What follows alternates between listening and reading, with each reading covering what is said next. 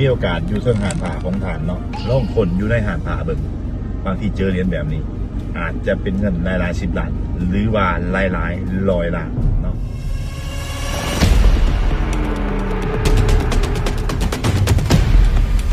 กันเป็นเหรียญดำคมบอกเลยว่า200-300 ล้านเนาะหรือว่า 1,000 ล้านก็มีเนาะครับ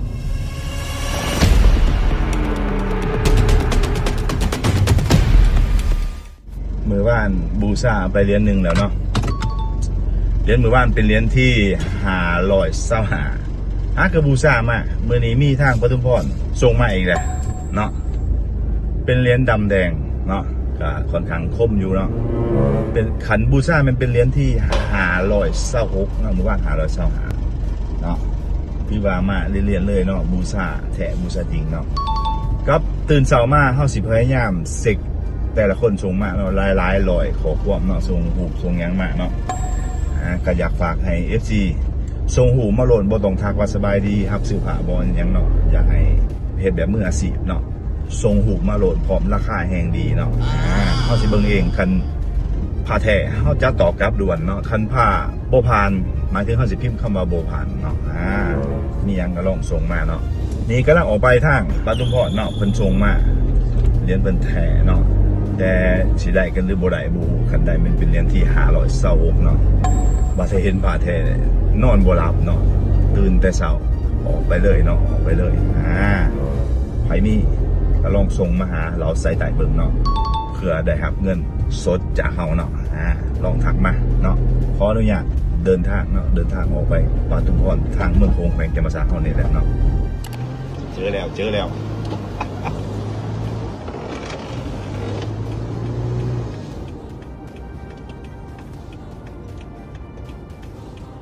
เจ้าของแล้วเคยมานี่หลายเถื่อเลยปทุมพรนั่งกอกนั่งกวักปิดตาแหละอยู่ในหลายองค์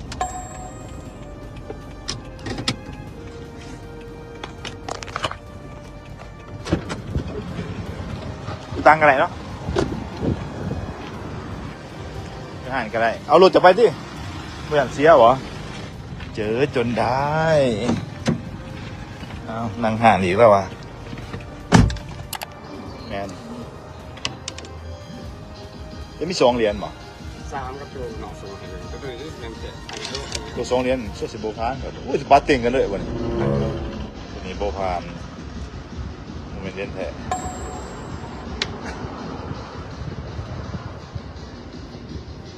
บาทได้วันไหนจะปาติงกัน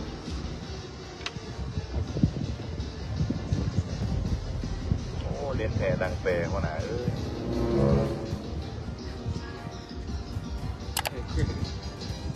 ต้องมีกับคนอ่ะบาทเนี่ยบาทไม่เลยทองกับทองขูดก็ได้วันไหน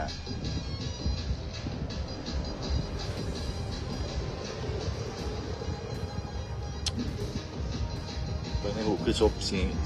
สีคมตัวจริงโบคมครับถือปานกันใส่เย็นเนาะ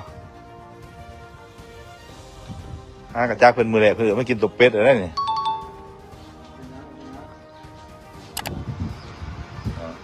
ปิ้นแล้วเราเอิญมากินข้าวเยอะเนาะ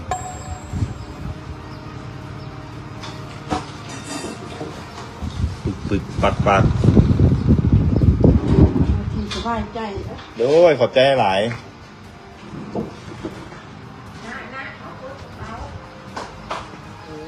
ซื้อน้ำเพิ่นเลยเดี๋ยวได้สบาย30 ไปละ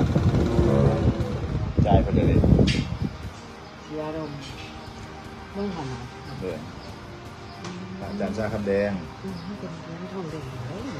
โดยขันดำๆมันแพงถ้าบอกแตะแต่อย่างเลยแพงก็เฮงไปเลยเนาะมันจะเยอะอีกต้มโมทาเข้ามาที่ท้องดีผู้หลายเขียนปากใจเอาท้องกองเกศด้วยบางทีแม่เห็นว่าลองถักมาเป็นไห้เป็นทรงหาลายเลยลายเลย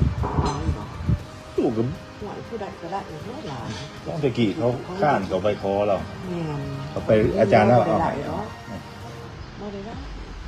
เพิ่นส่งหาบางสาวก็เลยแลนมา กับผู้ดีเรียนว่า เพิ่นบอกให้ลงมาหรือลงมาเลย เป็นหมูแค่นั้นกันก็ศึกษาเลยที่ บ่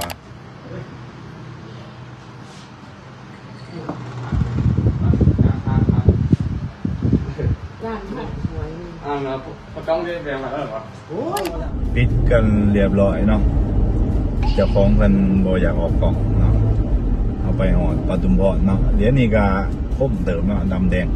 แต่เป็นเหรียญคมเติมเนาะก็คือบอกเนาะเมื่อวานเป็นเหรียญที่525นี่เป็นเหรียญที่526เนาะ526ที่บูชาผ่านมือมาเนาะนี่ก็กำลังออกจากปทุมพรมาหอดปักเสเนาะเนาะนี่จะมีห้อยจางนิดๆเนาะห้อยจางน้อยหนึ่งเนาะแต่เป็นเหรียญที่ค่อนข้างคมเติมเนาะเป็นเหรียญดำแดงไปมีก็ลองทักมาเบิ่งเนาะเหมือนเดิม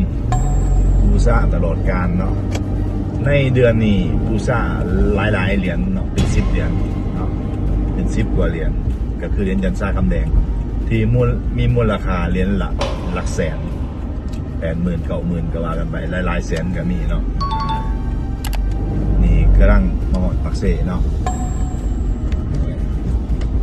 526เหรียญที่บูชาผ่านมือเนาะง่ายเนาะจริงๆเพิ่นบ่อยากลงกล่องเนาะหลังจากบูชาแล้วเพิ่นเอิ้นไปกินข้าวเพิ่นอีกเนาะเพิ่นไปกินข้าวเพิ่นแล้วเพิ่นว่าเพิ่นสิหาผ้ามาให้เฮาตื่มเนาะหรือว่าสิซอกหาเครื่องรางหรือเป็นผ้าเหรียญผ้าหยังให้เฮาตื่มเนาะนี่แหละแพงกันเนาะใครมีก็ลองทักมาเพื่ออยากได้ครับเงินก่อนจากเฮาเขาบอกเลยเนาะแต่ละเหรียญบ่เคยซ้ำกันเนาะบ่เคยซ้ำกันจุดตำนี้จะต่างกันไปเนาะแต่ละเหรียญบ่มีเหรียญใดคือกันเนาะบ่มีเหรียญใดคือกันเนาะบอกเลยว่าแต่ละเหรียญบ่มีเหรียญใดคือกันเนาะบ่มีเหรียญใดคือกันเห็นบ่ความคม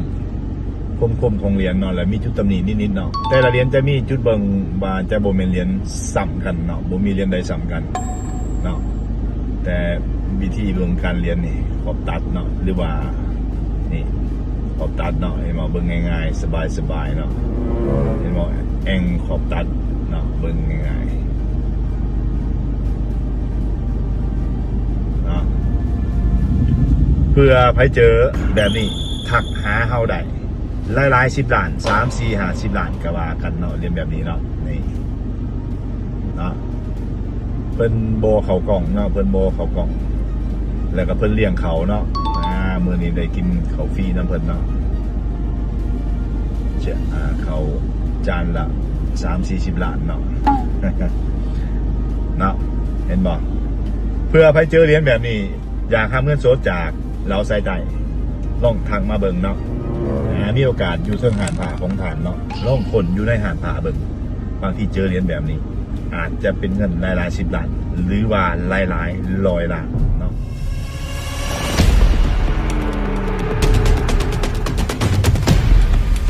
คันเป็นเหรียญดำคมบอกเลยว่า 200-300 ล้านเนาะหรือว่า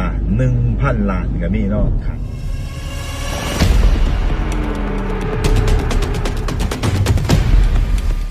เหรียญที่งามกว่าเหรียญแซมของเขา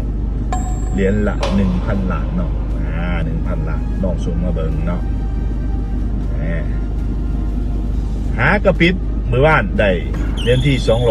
225มือนี้ก็มาอีกเนาะปทุมพรเห็นบ่เนาะ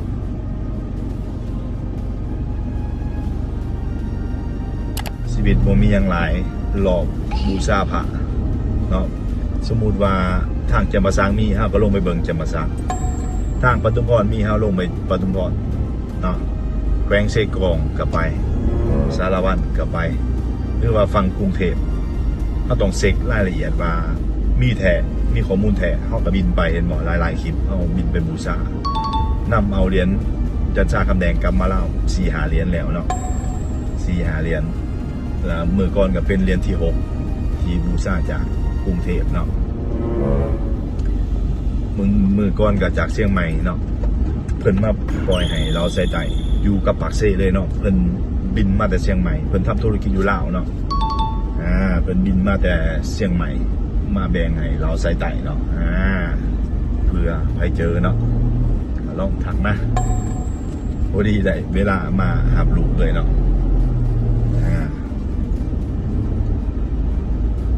เพื่อเจอเนาะถักมา